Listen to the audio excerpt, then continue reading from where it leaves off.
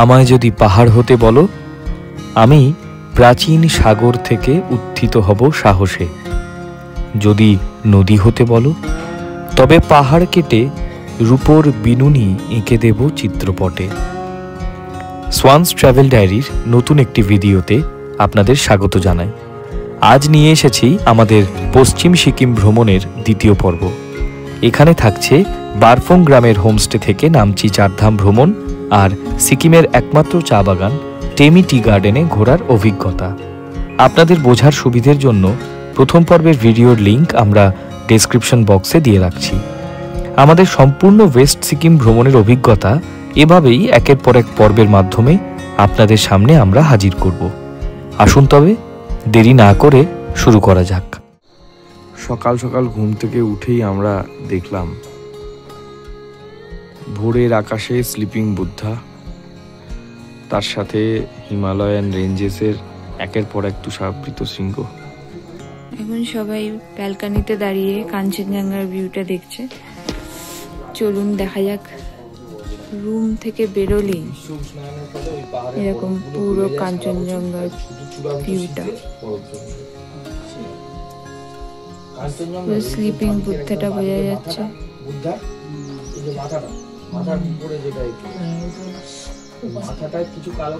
সবে সূর্যের আলো এসে পড়েছে, অসাধারণ লাগছে।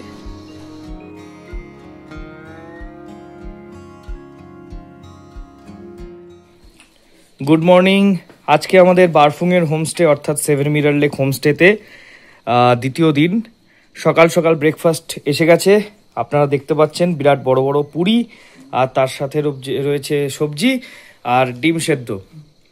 তো এরকম ভিউ এনজয় করতে করতে প্রকৃতির মাঝে বরফে ঢাকা তুষার শৃঙ্গ দেখতে দেখতে আজকে আমাদের সকালের ব্রেকফাস্ট হবে। ভোরবেলা খুব সুন্দর আমরা কাঞ্চনজঙ্ঘা দেখতে পেয়েছি, এখনো একটু একটু দেখা যাচ্ছে। Overall the experience is quite good. বারফুংয়ের 7 মিরার লেক হোমস্টের আজ আমাদের দ্বিতীয় দিন। সকালের ভিউটা ঠিক এরকম। তো অসাধারণ ভিউ। হোমস্টে থেকে ঠিক 9:45টার দিকে আমরা রওনা দিলাম নামচি চারধামের উদ্দেশ্যে। সকাল সকাল কাঞ্চনজঙ্ঘার দর্শন পেয়ে এই রৌদ্রকরোজ্জ্বল দিনে আমরা রওনা দিলাম আজকের সাইট সিইং এর উদ্দেশ্যে। নাম না জানা ছোট্ট এই পাহাড়ি জনপদের মধ্যে দিয়ে এগিয়ে চলল আমাদের গাড়ি। একটা বিষয়ে আমরা পাহাড় প্রেমীরা সকলে একমত হবই হব, পাহাড়ের অন্যতম আকর্ষণ হলো তার যাত্রাপথের সৌন্দর্য। এখন আমরা যাচ্ছি, আগে নামচি যাব। এই দাদা আমাদের খুব সুন্দর গাইড করছে আর ড্রাইভ করছে আমাদের সাথে, পুরো বিয়েটা রয়েছে। এনার নাম হচ্ছে মিস্টার স্যামসাং। স্যামসাং ভাইয়া, স্যামসাং গ্যালাক্সি।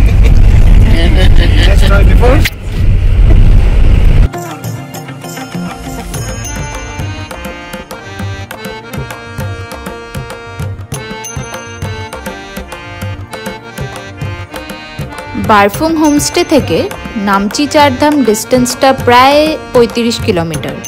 তো আমাদের সময় লাগলো 1 ঘন্টা 10-15 মিনিট মতো। অপূর্ব কিছু প্রাকৃতিক সৌন্দর্য দেখতে দেখতে আমরা 11টার দিকে পৌঁছালাম নামচি চারধামে। হাই, আমরা নামচি চারধামে চলে এসেছি। সাউথ সিকিমে এটা অবস্থিত। আর এন্ট্রি আমরা গাড়ি করে নিলাম, ওটা আমাদের 50 রুপিস একটা গাড়ির চার্জেস নিল। দিয়ে এবার ভেতরে যাওয়া যাক, দেখি কেমন। আসার সাথে সাথেই আমাদের মহাদেবজি দর্শন দিয়ে দিলেন। ওনার কাছাকাছি এবার যেতে চলেছি। মন্দিরের আগে একটা গাইড ম্যাপ দেয়া রয়েছে, এখানে ডিটেলস ম্যাপটা রয়েছে, কোথায় কি মন্দির আছে। বিরাট বড় এরিয়া নিয়ে এই মন্দির। আমাদের এখানে এন্ট্রি টিকিট কাটতে হলো 50 রুপিস করে। 6 জন আছি আমরা, তাই 300 টাকা দিতে হলো। আর এর ভেতর দিয়ে এন্ট্রেন্স।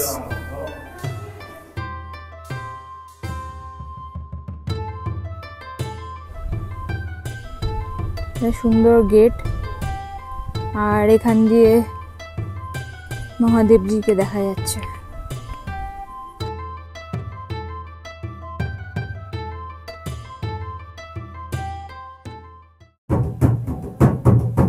এখানে এসে আমরা দেখলাম যে স্থানীয় একটি পরিবারের ধর্মীয় এক অনুষ্ঠান চলছে।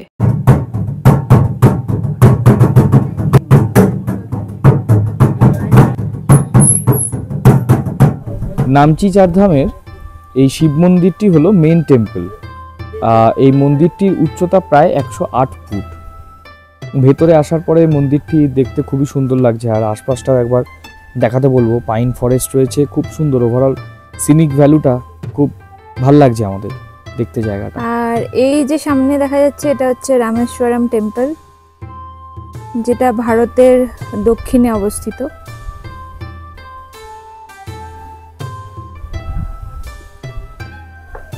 সোজা এটা কিরিটেশ্বরা টেম্পল। এটা পুরীর জগন্নাথ দেবের মন্দির অনুকরণে তৈরি হয়েছে।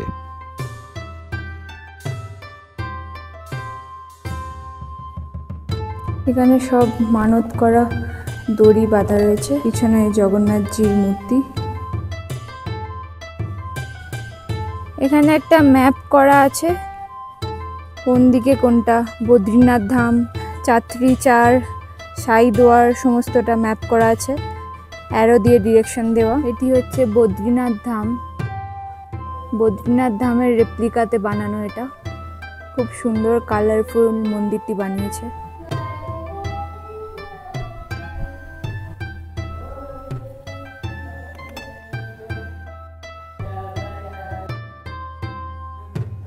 মন্দিরে ঢুকে আমরা দেখলাম যে পুরোহিত মশাই নিজের মনেই গান গেয়ে চলেছেন। হর হর মহাদেব, জয় শিব শম্ভু।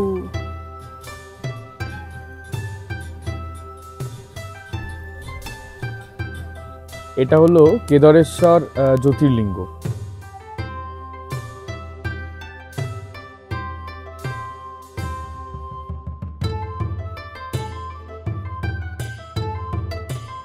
আসুন এবার আপনাদের মূল মন্দিরটা দেখানো যাক।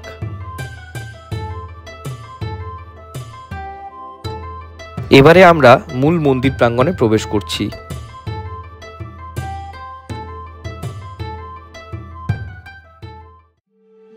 মূল মন্দিরের ভেতরের এই জায়গাটায় শিব ঠাকুরের পুরো জীবনচক্রের নানান অংশ এখানে খুব সুন্দরভাবে খোদাই করা রয়েছে।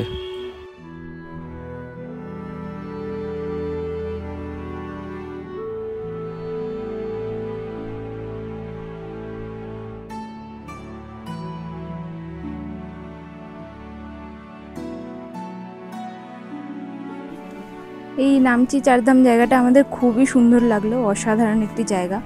আপনারা অবশ্যই আসুন।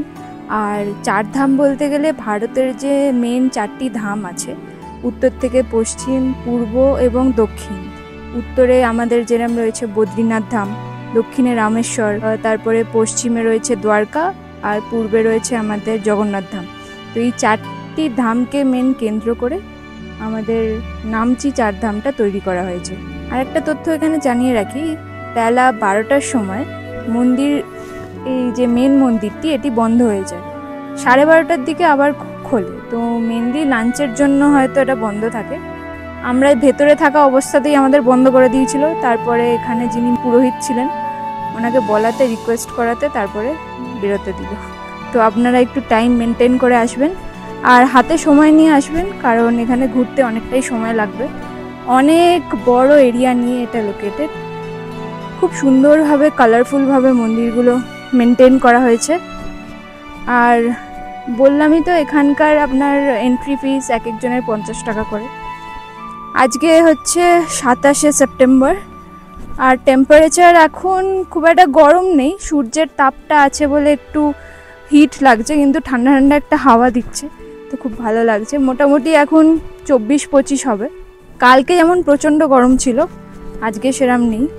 আপনারা চাইলে একটা টুপি ক্যারি করতে পারেন, বা একটা আমব্রেলা মানে ছাতা ক্যারি করতে পারেন, কারণ সূর্যের তাপটা এখানে খুব বেশি। পুরোটা ওপেন স্পেস, তো তাই। এটি ভারতের পশ্চিমে অবস্থিত দ্বারকা মাই টেম্পল, আর তার পাশেই রয়েছে সাই টেম্পল।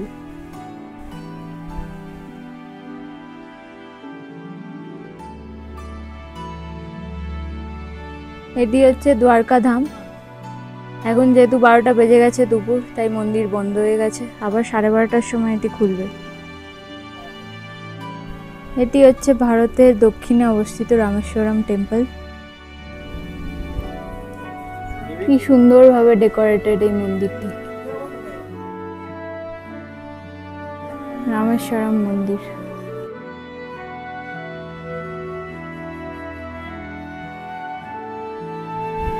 এখান থেকে জুতো সংগ্রহ করার জন্য আমরা আবার চলে এলাম। জুতো রেখে ঘুরতে হবে মন্দিরটি। নামচি চারধাম দেখা শেষ করে এবার আমরা রওনা দিলাম সিকিমের একমাত্র চা বাগান টেমি টি গার্ডেনের উদ্দেশ্যে। চলুন পৌঁছে যাওয়া যাক টেমি টি গার্ডেন। 26 কিলোমিটারের এই রাস্তা পেরোতে আমাদের সময় লাগলো মোটামুটি 45 থেকে 50 মিনিট। আমরা এখন টেমি টি গার্ডেনে এন্ট্রি করছি। কিছুটা এরকম রাস্তা দিয়ে ঢুকতে হয়। এখানে সিঁড়ি আছে প্রথমে। ওপর থেকে ভিউটা খুব সুন্দর লাগছে। এখানে একটা টিকিট কাউন্টারও আছে, দেখা যাক কত টাকা করে নিচ্ছে। Sikkim organic Tammy T, the test of distance Saga. এখানে আমরা টিকিট কাউন্টারে 40 টাকা করে টিকিট কেটে এবার এন্ট্রি করছি। অসাধারণ লাগছে, সবে মেঘলা করে এসছে। এই মুহূর্তে আমরা রয়েছি সিকিমের একমাত্র টি গার্ডেন অর্থাৎ টেমি টি গার্ডেনে। আপনাদেরকে জানিয়ে রাখি, আমাদের পশ্চিমবঙ্গে দার্জিলিং বা কালিম্পংয়ে অনেক চা বাগান আছে ব্যক্তি মালিকানাধীন, কিন্তু সিকিমের এই একমাত্র চা বাগানটি কিন্তু সরকার পরিচালনা করে, সরকার নিয়ন্ত্রণ করে। এই চা বাগানটা এর একটি ঐতিহাসিক মূল্য রয়েছে। সিকিমের শেষ রাজা অর্থাৎ পালডেন থন্ডুপ নামগিয়াল, তিনি কিন্তু 1969 সালে এই চা বাগানটি তৈরি করেছিলেন। রাস্তাই ছিল না, ওরা এর মধ্যেই হাঁটে। আমাদের দার্জিলিং ভ্রমণের দ্বিতীয় পর্বে আমরা আপনাদেরকে দেখিয়েছিলাম হ্যাপি ভ্যালি টি এস্টেট। আজ তার 1.5 মাসের মধ্যেই আরেকটা চা বাগান আপনাদের সামনে নিয়ে আসলাম। এখান দিয়ে একটা সুন্দর দৃশ্য দেখা যাচ্ছে। পুরো কালো মেঘ ভেসে আসছে, আর নিচেই দেখা যাচ্ছে তিস্তা রিভার। আমরা এখন রয়েছি টেমি টি গার্ডেনে। সেই নিচ দিয়ে সরু রাস্তা দিয়ে কত বাইক যাচ্ছে, একদম ছোট্ট ছোট্ট লাগছে। অনবদ্য এক দৃশ্য।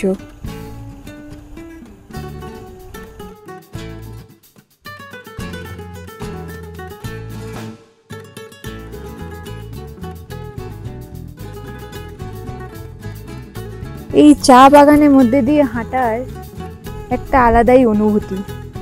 পুরো ফ্রেশ চা বাগানের একটা গন্ধ নাকে আসছে, তার সাথে সুন্দর একটা হাওয়া দিচ্ছে, আর প্রকৃতিটা এখান থেকে অসাধারণ লাগছে।